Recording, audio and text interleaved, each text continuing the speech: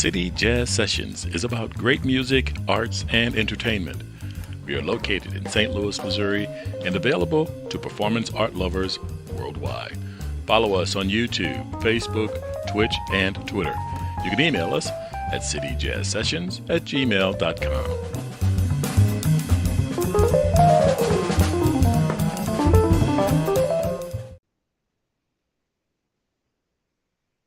Good evening, everyone. This is Warren Harper with City Jazz Sessions. This is season 2, episode number 7. And this evening's guest is Mr. John Covelli of the Hard Bop Messengers. My co host is Candace Ivory, and Leon Davis is running things behind the scenes. So, good evening, everybody. How are we doing? Doing great. Hi, Warren. Hi, John. Hey, Candace. Hey, Warren. Thanks for having me on. Yeah, so John, I was happy to have you accept the invite. I haven't gotten out to a gig yet, but it's on my list. You are highly recommended, and I've been checking your music out. Man, your background is full. So you want to start off and just tell us where you started, where you're from, and how you got into music? Yeah, sure thing. Thanks for the kindness. I started playing music when I was a little kid, and uh, when I was starting to think about college, I was coming up short of ideas and happened to be walking around with my friend Michael um, at one of those college nights where you're walking up down the rows of vendors and looking at colleges from all over, and we're both looking at each other like, I don't know what I want to do. And and this guy said, hey kid, come on over here. Hey, are you a musician? And I said, yeah. And he said, well, do you like jazz? And I said, well, yeah. And he said, well, did you know that if you came to Webster University, you could study jazz music and not have to take math and science and English? I was like, sign me up. Oh man, I didn't get that message. I was, it was like an angel. And I was so interested in that. And before that moment, I really did not know what to do about college. The only other opportunity I had gotten information about was being recruited by like Army and Air Force bands, and I did not necessarily want to go that route. And so this Webster University opportunity was really not only the only option, but it sounded magical to me to go away. I was living in Peoria, Illinois. That's where I grew up. Peoria is about halfway between St. Louis and Chicago. Mhm.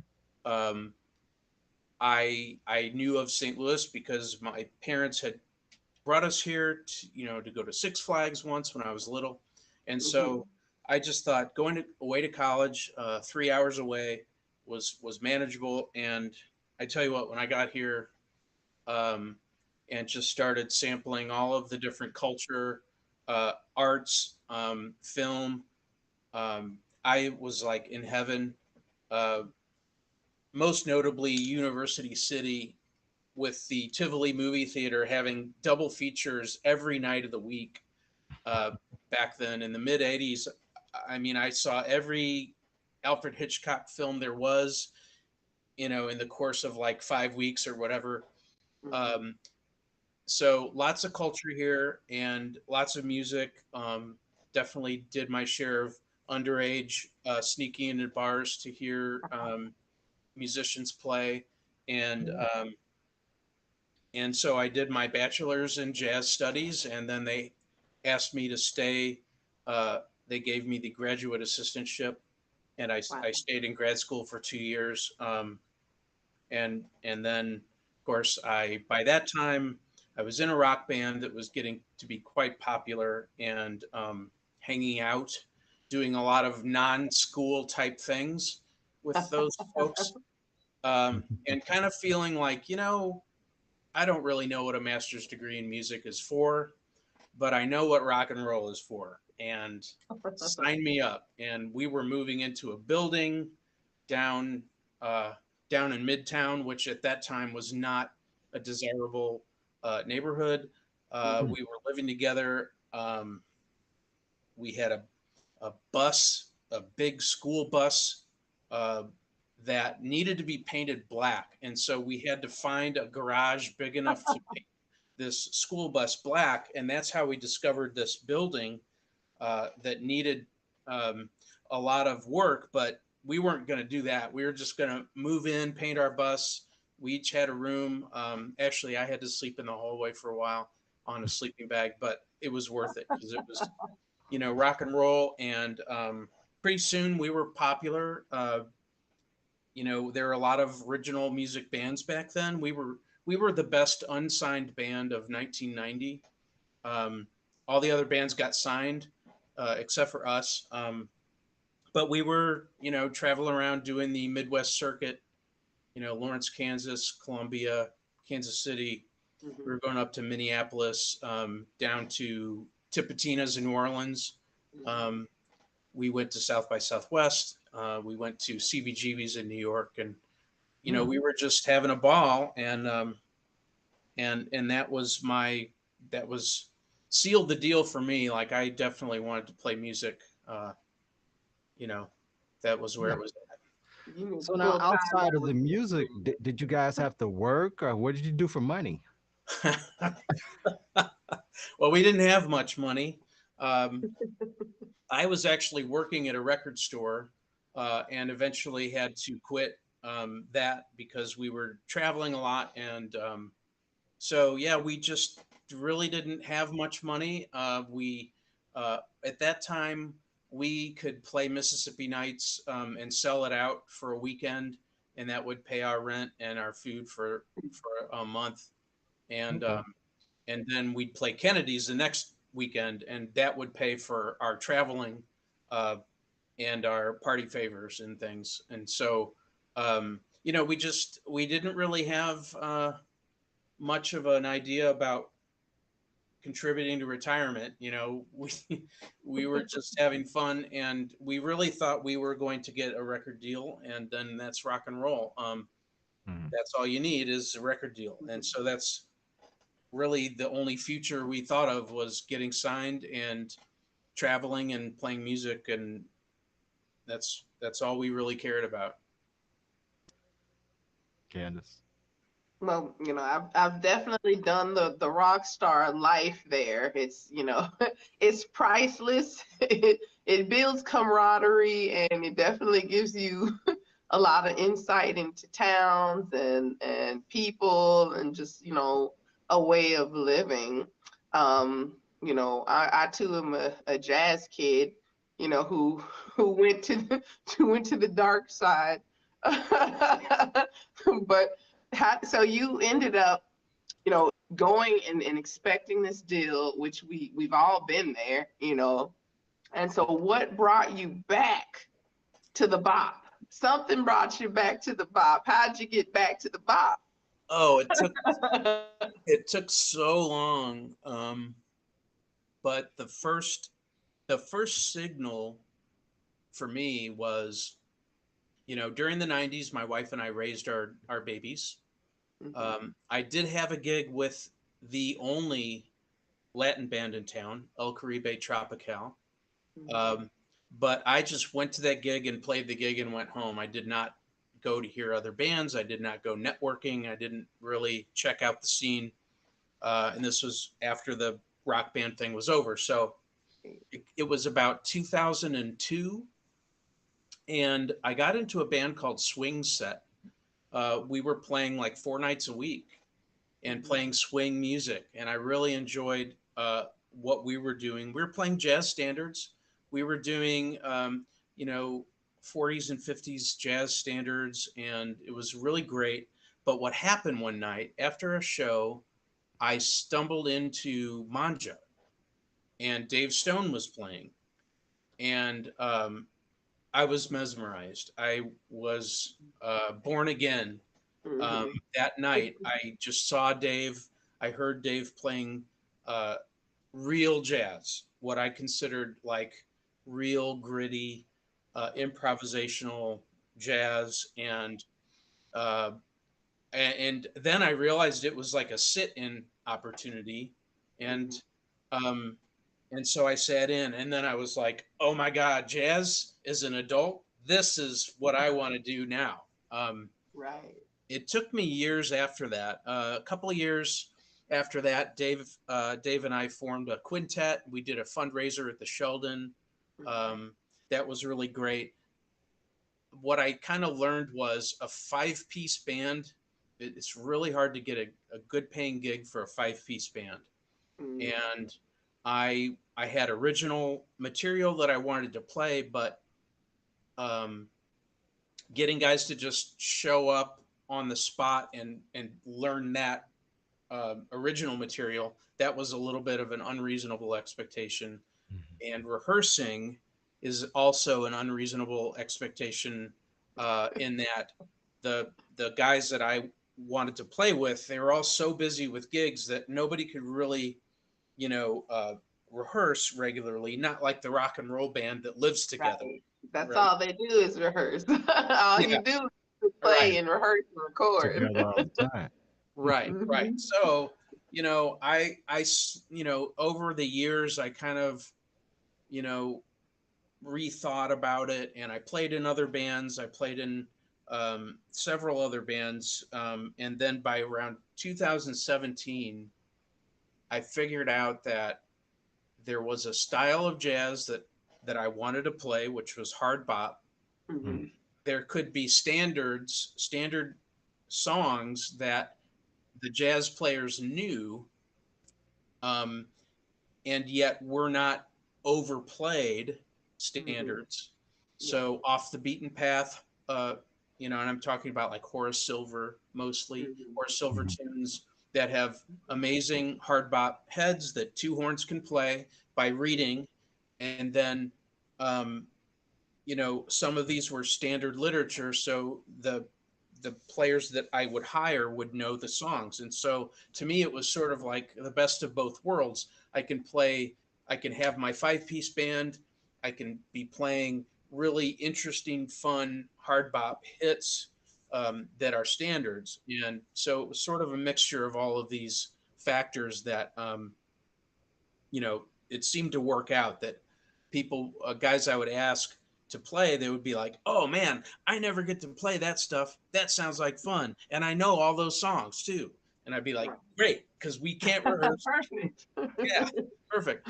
And so once again, I couldn't do it every weekend. So I would plan these engagements. I would have about 3 or 4 a year. And didn't really pick up steam, but I really wasn't trying to either. It was just like every time we'd play at like Evangeline's or the Dark Room, people would show up, they would enjoy it. I was sort of testing out the theory. It seemed to be pleasing to people, Mhm. and as long as I didn't try to play every month, then we weren't oversaturating uh, the market either. Mhm. And that's when the last hotel residency happened. Hmm. Let me go back to something you said before that and just ask you about the period where you didn't do listening and networking and going out, and you just kind of like took like an, kind of an insulated, isolated approach. I mean, I think we all go through that as musicians. I've been in that for, I guess, the last few years, and I'm coming out of it. I guess 2022 is the year, 2021 has been the years that I've come out of that. But what was that like for you? Were you thinking about what you wanted to play, or were you just thinking about you just didn't want to hear anything? That's always fascinating to me with musicians. Yeah, that's a good question. I think it was a mixture of, you know, I wanted to be home with my Mhm. wife and children, um, and and home life, um, you know, home life wants you there in the house, and so we were listening to music all the Oh, I time, know. right? We Right. were listening to music. our kids loved music. We were dancing around the house, and I I think that when I joined Swing Set and we started playing around a lot, I really started to like meet people then, um, and people were like, "Who are you? Like, where have you been?" And I'm like, "Well, I've been here since I've been here since the '80s." Um, I would go somewhere with my friend Darren, who is also in the unconscious, and everybody knew Darren. Nobody really knew me. Like I cut my hair, and nobody recognized me as being in the unconscious. So, like we'd go around town, and it seemed like my friend Darren still knew all these people and stuff, and I was kind of disconnected. And so playing with Swing Set and playing around town really started to make me feel like I was part of the music community again. And Yeah. but once again, I think in order to meet all kinds of people, you have to be going out to everybody else's gigs. Mhm. Um, the peer group support that we had as a rock band in 1989 was very different than the peer group that I started to witness in the early 2000s. Mhm. Sure. I mean, in 1989, we would be playing at Kennedy's, and on our break, we could go to 5 different nightclubs and see 5 different bands, and um, Mhm. that's what we would do. And then on our off night, we would still go down to the landing and see Sinister Dane, or see the Urge. They were kids then. We were letting them open up for us. But then they were the bands that went on and had great '90s careers. Um, Mhm. Mm. so it's a mixture of things. Wanting to support the scene. I really, it's not that I didn't want to support the scene. I just wanted to support my children and my family Got life. stuff going on, Right, right. Yeah. which we definitely do. I think there's so much information out there now, and as an artist today, you have to be on social media. You have to, that takes hours out of, the craft. That takes hours out of the very important alone time to like Hmm. cultivate new ideas and just kind of sit with yourself and your own voice. So it's always interesting to me how what breaks people, out of that, and what helps them to kind of re-engage in that scene. Because I mean, I'm still not at networking level, but I'm willing to go out and support and see good music. But of course, it was very, very different. Like you said, there were more bands to actually see then, and there was more live music on a regular, easy basis. Right. It was easier to get around and see bands. Right now, I would say for the last 6 to 8 years, I've been going out to see other bands a lot more than I've played gigs. Right, right. Me too, for sure. Yeah. I think that um, there is still a lot of opportunity to go see other people play more. Um, Hmm. I think that the scenes are kind of scattered, and I still can't figure out where they are exactly. My son is in a band. He's 23, and he played the Sinkhole, and I'm like, oh yeah, the Sinkhole. Like that band, that nightclub or that space venue would have really worked on the landing, Hmm. where they were all in the same area. But like the Sinkhole is how far away from the heavy Right, so like to right. connect the dots now, it's kind of it's difficult. um Hmm. you Really know is. Absolutely. geographically, it's speaking, I went hopping around. I went to the Wednesday night Kranzberg jam, uh and had to make it a point to go by Steve's hot dogs on the way home so I could catch Don Weber. So like you kind of have to plan your trip. Hmm. So you work it all in, and if you're not planning it, it's certainly not going to happen accidentally, I don't think. Right. Right. Absolutely. Yeah. So let's talk a little bit about the residency that created your latest project, because this is really a fascinating project. And I've been taking a listen at it, and that's there's a lot of great sound on there, and it's very well intentioned. So we know you put a lot of effort into this, John. So Yeah. let's talk about how this came about.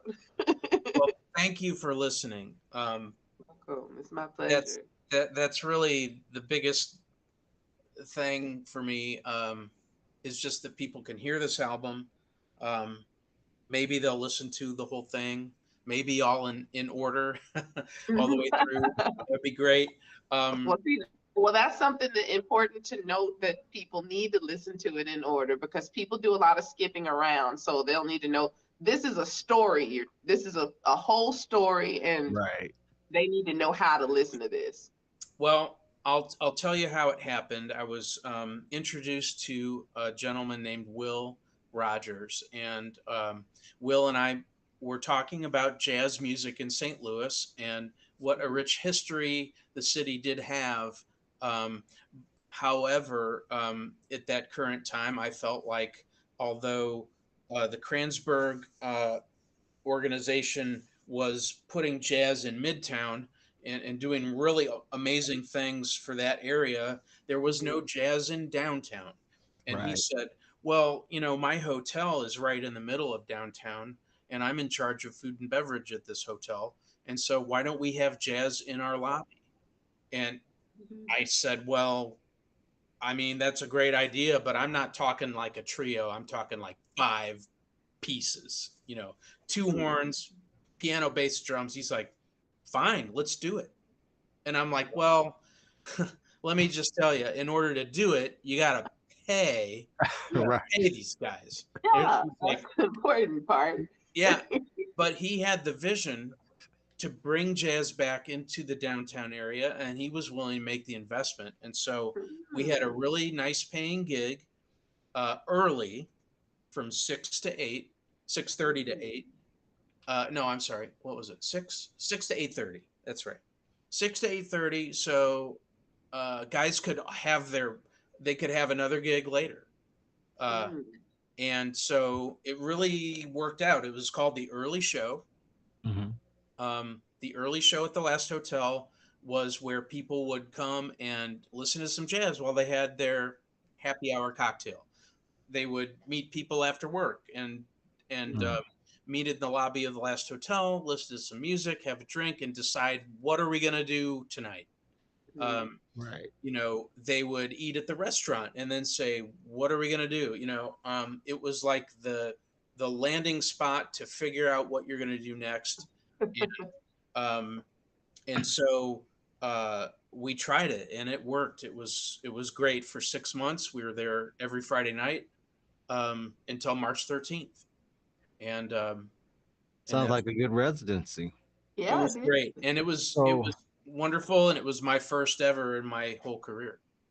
now, what's going on now? Did it continue or did it kind of drop off? It dropped off when COVID hit. So our Ah, last gig was March 13th. COVID. Um, they did have us back July of 2020 for that month, but they really couldn't hold on.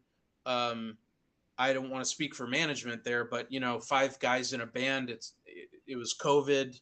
It just Mhm. wasn't economically feasible, Sure. and Right. they were Sure. never able to bring us back. Um, Oh. However, they did like the song that we posted in April. So, you know, um, March 13th happened. It was pandemic, and Yeah.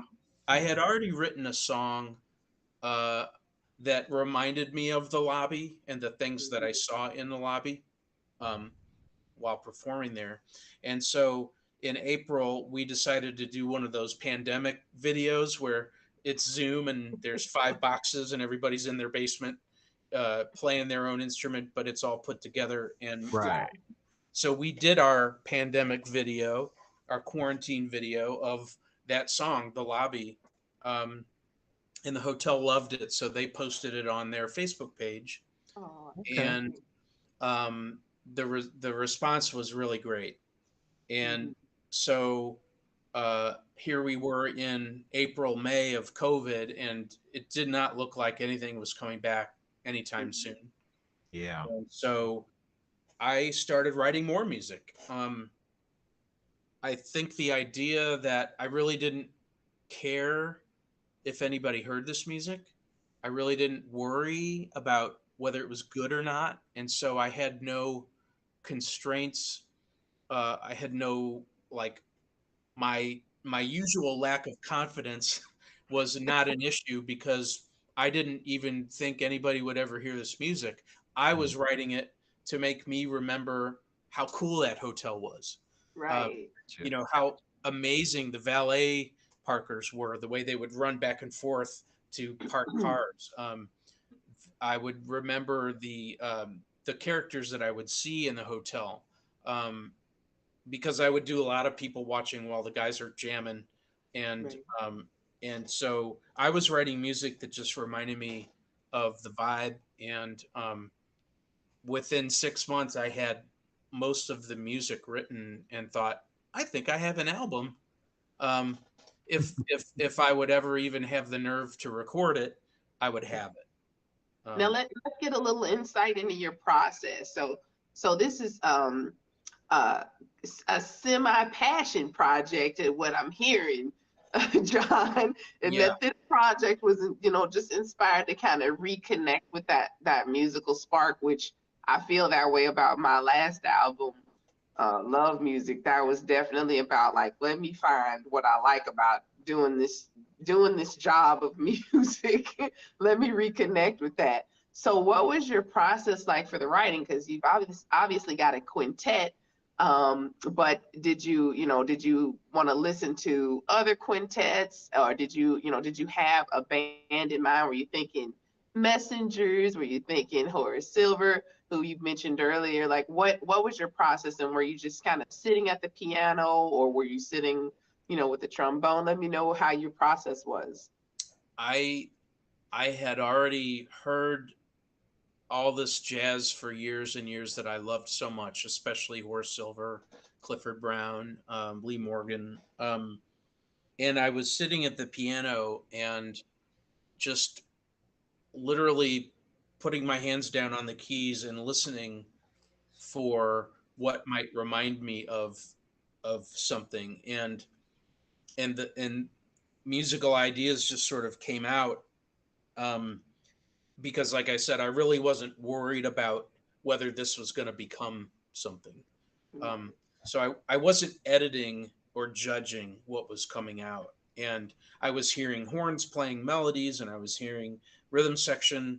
I was hearing piano interludes. And I just started writing these pieces of music. And um, the process was just as unpredictable as that. I would sit and I would listen, and I would get to a certain point and I would think, well, if I'm a listener, what would sound good next? And that's how I wrote the music. I always from a listener's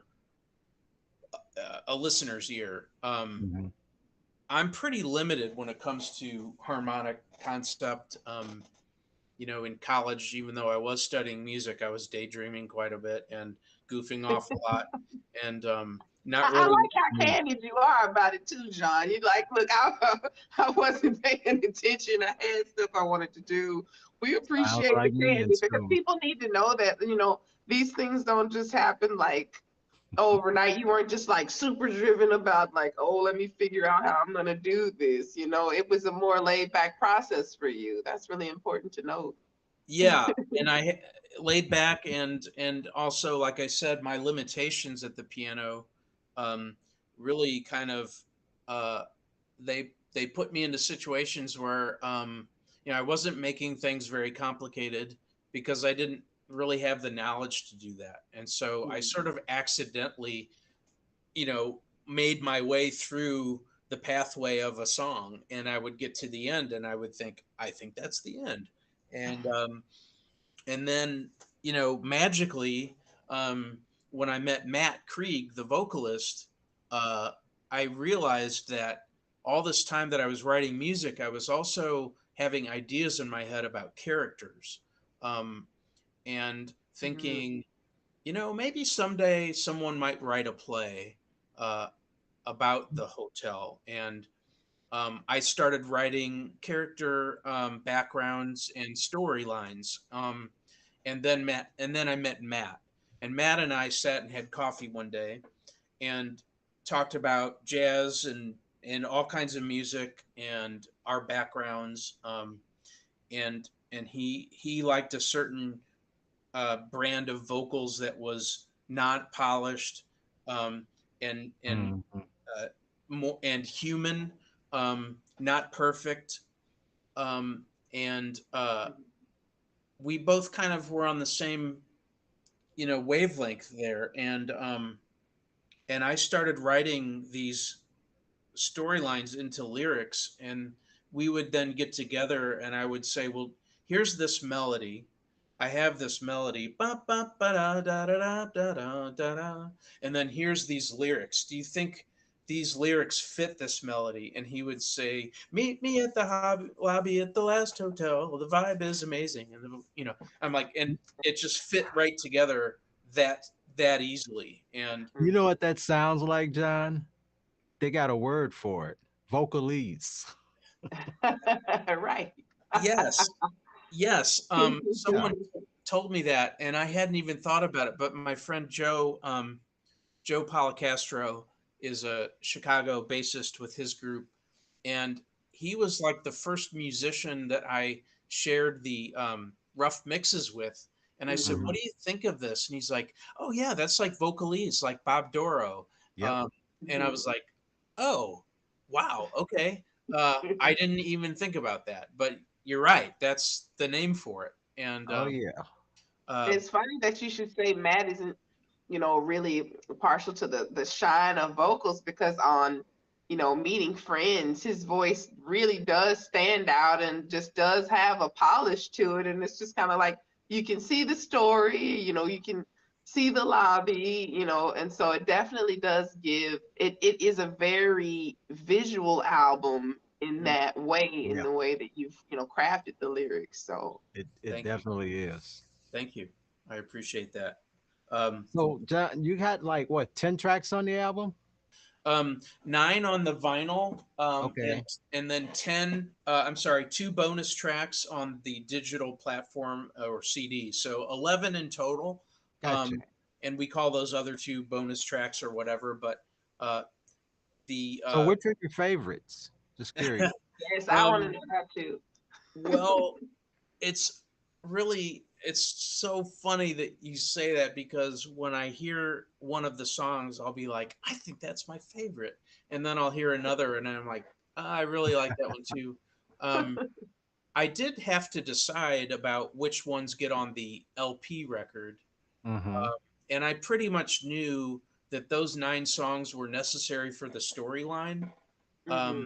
and so, um, even though I had these other 2 songs, and I liked them, they weren't necessary for the story arc.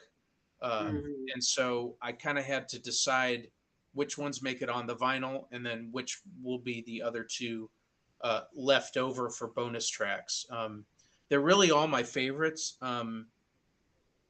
So that's it's. I don't think I can say that I have one favorite. You can't commit to a favorite. I Now don't let's think talk so. about why you decided to go vinyl. I know there's a specific way we're supposed to listen to this album, and let's talk about the personnel. And I'm really interested in how you came to the vinyl conclusion, because that is a tough thing for artists to decide to Mm-hmm. package vinyl, and then you're doing a hard bop album. So I'm just really interested in how you decided to get with vinyl, and who your personnel is. Well, the drummer on the album is Nick Savage. He's one of the most in demand drummers in town, and Mm-hmm. um, one of the nicest guys I've ever met. And I've looked to Nick for a lot of guidance, in music and in general as a human being. And at one point, I don't know if he realized how important uh, his thoughts were, but he said at one point the people that listen to this music listen to records. And I don't know if he knew what an impact that statement was, but when he said that, I kind of thought also, I never would have thought personally I'd ever make an album, and this might be my only album I ever make. And Wow. and This is when an I was, opus, John? maybe, I mean, it's more just like, will I ever have the nerve to do it again or the money? Um, and Right. I know that feeling. yeah, and I thought, well, Yeah. my band, the Groove Liner, we had done a vinyl record, and it was very, very fun to live out this childhood fantasy of having a vinyl record. I mean, it's, like, it's big, it's like, it's really something. And, Wow. you Yeah. know, it's like, Yeah. it's like maybe a one-shot deal. And I was like, well, It looks so classic and so vintage, and you got right. the font. Oh my gosh, it's so beautiful.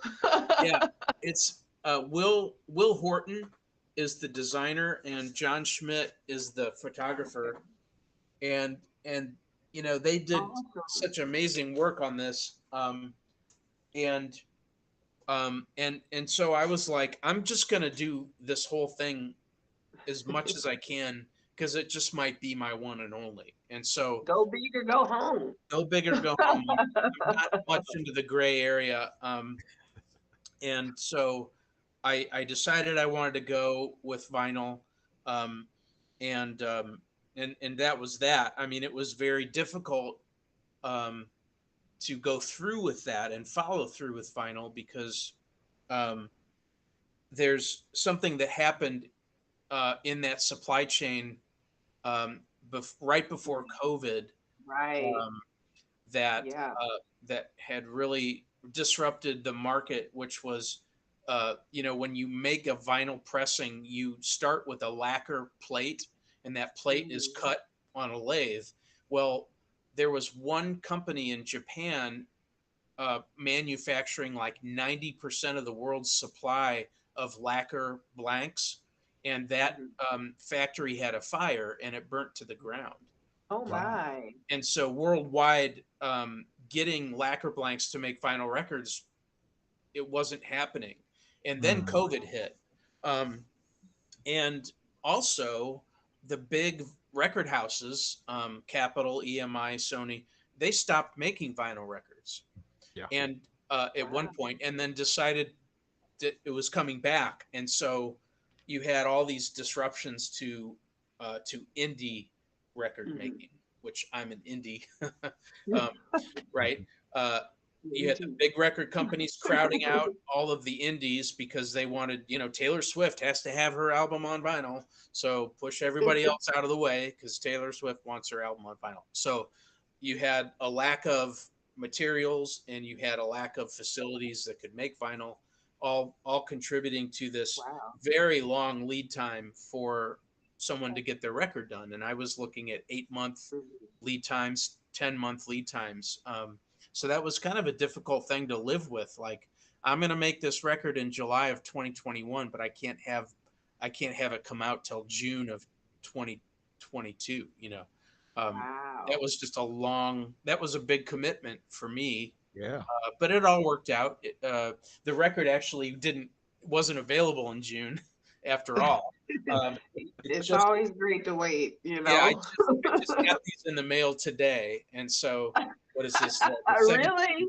Yeah, it just Oh came. my goodness. Just today? Just today. Wow. They emailed us last week and said, we're going to press your album. I was like, oh my God, I can't believe it. Hopefully it'll get here before the show. And then it did. It came a few days before the show, So is it available now? Yeah, it's Okay. so he shipped me some, and he shipped the distributor. So I'm on I have a distributor, Pacific Coast Jazz, and they work with a fulfillment house in Pennsylvania. So they had to ship some directly there to fill orders. And they gave me some so I could have some at the shows this weekend. Great. And then So I can get one from you. Yes, I have them. Definitely. I don't have a setup to play it, but I have a friend who's an audiophile. And if he wants it, I'm going to get it for him. You got it. So you committed to the vinyl. It just showed up today. And you are ready for the show. So let's talk about the run of shows. What's going to happen this weekend? Yeah, so here's the poster. It's really exciting. It's our mini tour. The getting these guys together, like I said, everybody's so busy, so these dates just really fall into place. Friday night at the Dark Room here in St. Louis. The Saturday night, the 20th, is at Epiphany Center for the Arts in Chicago. And then Sunday, the 21st, at in Peoria, Illinois, my hometown, playing for the Central Illinois Jazz Society. Wow. The cool thing about the Chicago show is that we have a QR code right here. I don't know if you can see that. It's a link to the streaming, the live streaming event. Gotcha. So Chicago, the Epiphany Center does a 3-camera video shoot of the show, and that will be live streaming. Wow. Are you going to make that a QR code available on the website? Yes. Yeah. Okay. And that website is hardbopmessengers.com, correct? Okay. Correct. The QR code is not yet on the website. I'll be asking Julian Keaton for more help there. He's been instrumental really in helping me learn digital marketing and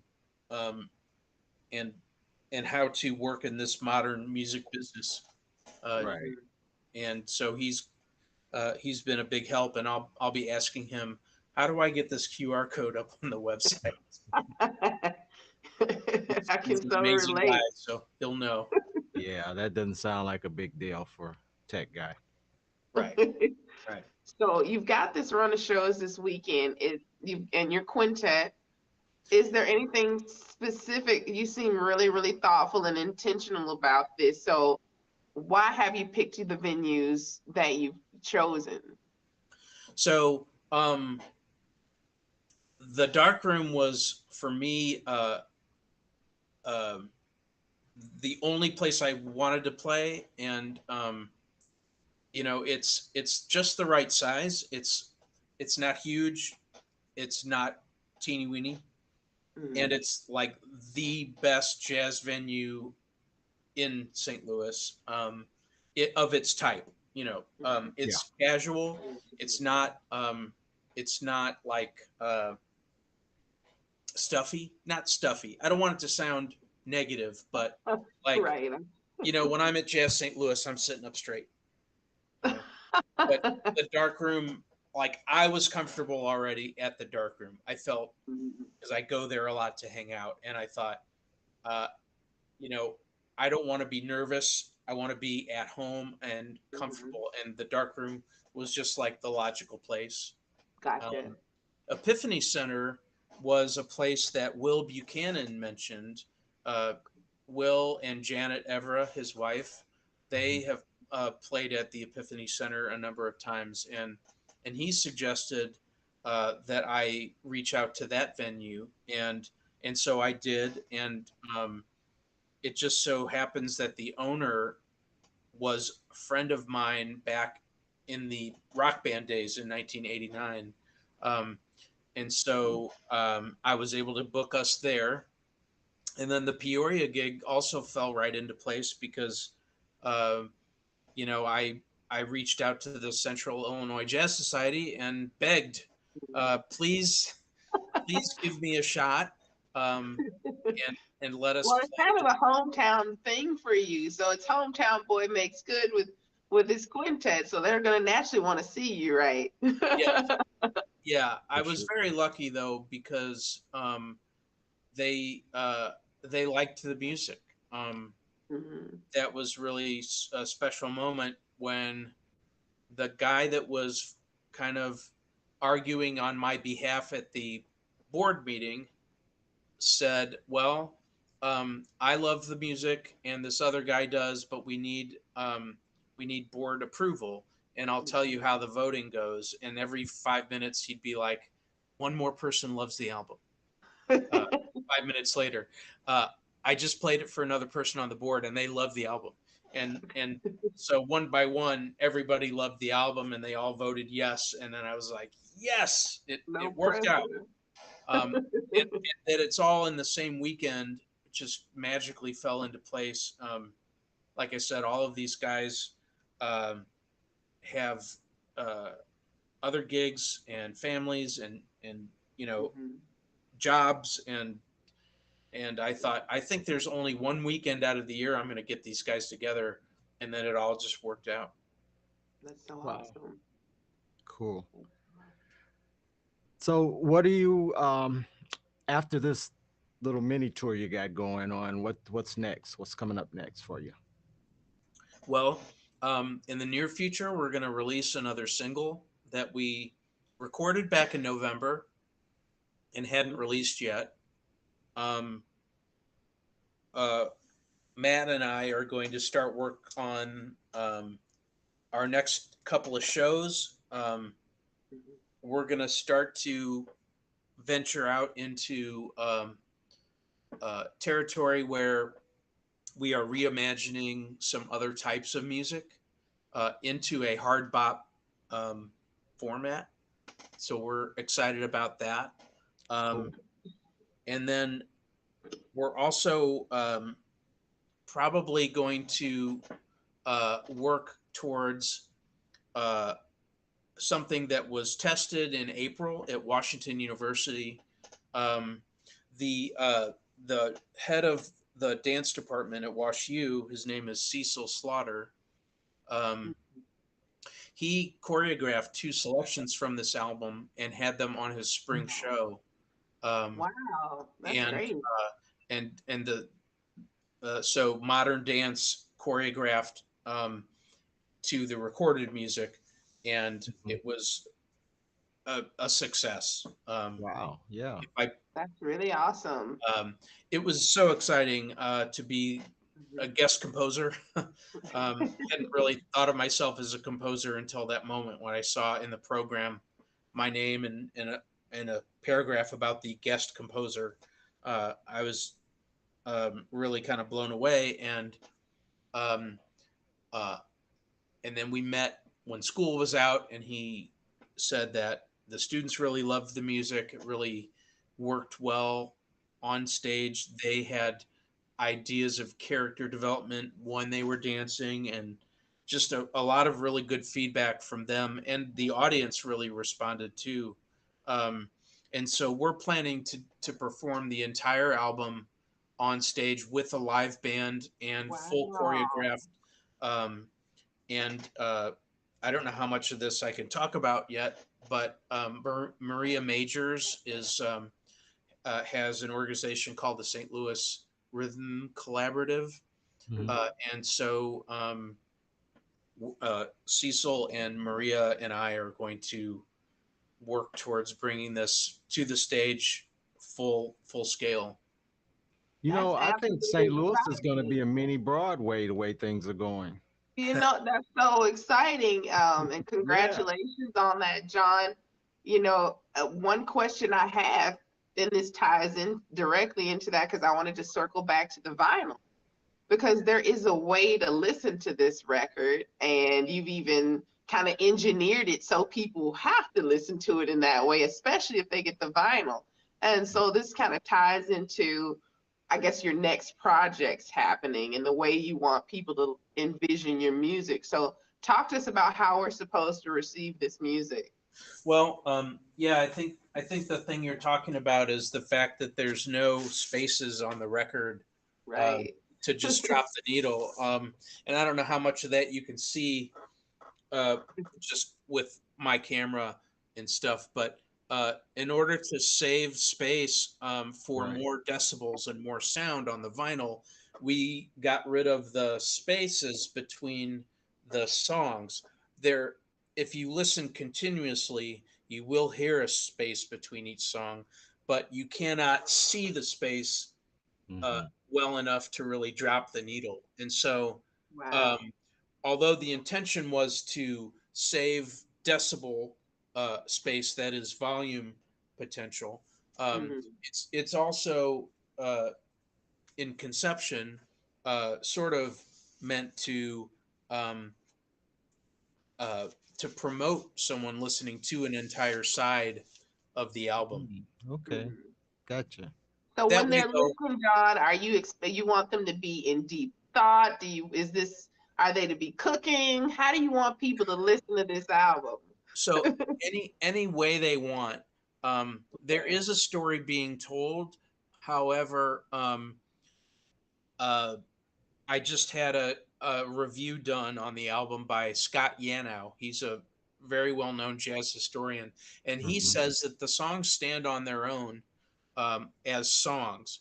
But Right. uh, so you can listen to it while you're cooking, you can listen to it while you're cleaning the car, um, or you can listen and think about the story that's being told in the lyrical content, or just listen to the musicians playing extremely well in this group setting. Mhm. There's so many different levels that the album speaks on, um, and a lot of enjoyment to get out of it, I think. Absolutely. So I have it kind of parked to the side here. You think we got a few seconds to play part of a track for you so Oh, the sure, audience can hear it? that would be great. Pick one. Oh, Oh, um, here's the hard part. that's why.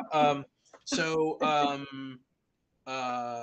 well, the last one is "Make the Beds." I really like that one. Uh-huh. Actually, no, do "Hello, Robin." Hello, That's one of Robin. my favorites because "Hello, Robin" is it's a true story. Uh-oh. I had coffee with Will Rogers. It was February, and January was a tough month for the hotel. It was tough for any downtown businesses. It's middle winter, and a lot of people are not going downtown St. Louis in January. Right. And so we were sitting there. It was February, and we were like, well, what can we do to bring more people into the lobby to listen to this music? Hmm. And we thought of some ideas, and we said, well, I got to go to work, you got to go to work. So we went to walk our separate ways, and we walked outside, and we saw a robin on the ground, and Will said, hello, Robin. Interesting. And I heard music, and I said, why did you say that? And he said, well, it's a robin, that's the first sign of springtime, and That's that true. means good luck is coming. And I was Yeah. like, I like that. And all the way back to work, I heard this song. The way he said "Hello, Robin" just sounded very musical to me, and so um, this is where that song came from. Okay, so I'm gonna play a little bit, and we might just want to softly talk along with it to kind of throw the algorithm off, so we won't get flagged. Oh, okay. Hello, I see. Robin. Hello, Robin. Yeah. You've been hiding through the winter in the woods. Okay. Now it's springtime. I Springtime. can feel it in the air. You're there in the trees, so the crowds aren't far behind. Hello, Robin. A glimpse of Oh, those horns sunshine. sound good. The cold wind that came and kept you from me is now on the way. And so Kind I of can like a see mini big that band good playing behind it. times are It waiting, does have a full sound, doesn't it? Hmm. anticipating. And Yeah. I'm really hoping that Yeah. rooftop I is like that. open. Hello. Thank you. Yeah, I have some of the best guys in town playing on this record, and Ben Schaefer, the saxophonist, and I think we have a unique blend with each other, and of course Matt Krieg on vocals has just this amazing voice, um, and then of course Nick on drums, Luke Saylor on piano, and Chris Michaday on bass. Just some of the Okay. best guys in town, I was very lucky that they were able to record this with me. And where did you guys record? What was your process? I had known Daniel Reuter for years. He teaches audio at Webster University. And I went to him and I said, I love Blue Note jazz and I want to make a Blue Note jazz record. I want it to sound like Blue Note. I don't want it to sound like 2020. I want it to sound like 1958. Gotcha. And he said, I know just what to do. And so we made it right there at Webster University, and we set up, and we had 2.5 days, and we had not had a full band rehearsal. And so it was just like a Blue Note session. We went in and recorded 11 songs, most of the time just having one run through and just talking through the form and making decisions right there on the spot, and then playing through it, maybe 2 takes at the most.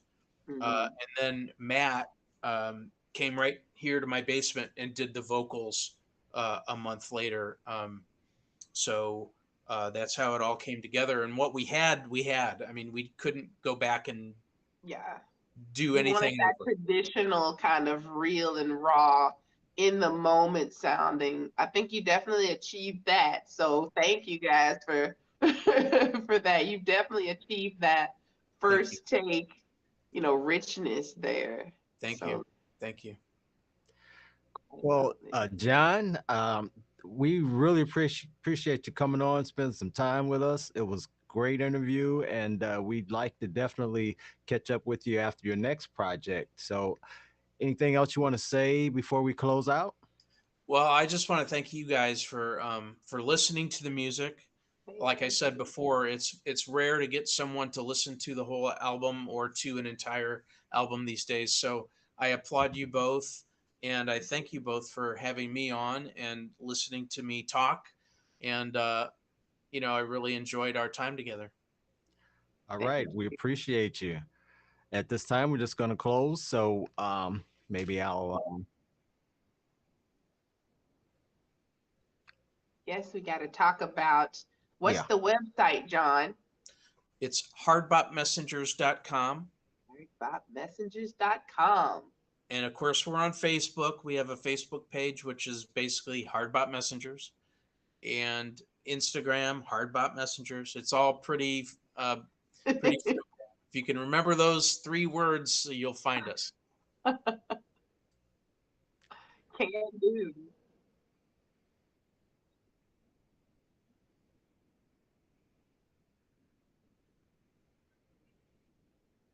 Sounds great. Thanks. All righty.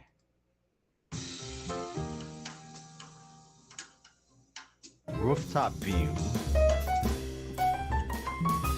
City Jazz Sessions is brought to you by St. Louis City Jazz, a 501c3 company dedicated to music education and appreciation. The CEO is Magic Man 50, and for more ways to connect with City Jazz Sessions, visit cityjazzsessions.wixsite.com/St. Louis. The City Jazz Sessions team includes host, content director, and guest coordinator, jazz great Ronnie Barrage. Follow Ronnie at ronniebarrage.biz. Host, website designer, graphic artist, content director, and guest coordinator, singing sensation Leica. Discover more about Leica at leicamusic.com. Additional production services are provided by Lions Den Productions. Go to thelionsdenstl.wixsite.com/home. Please like, share, comment, and subscribe for more great content.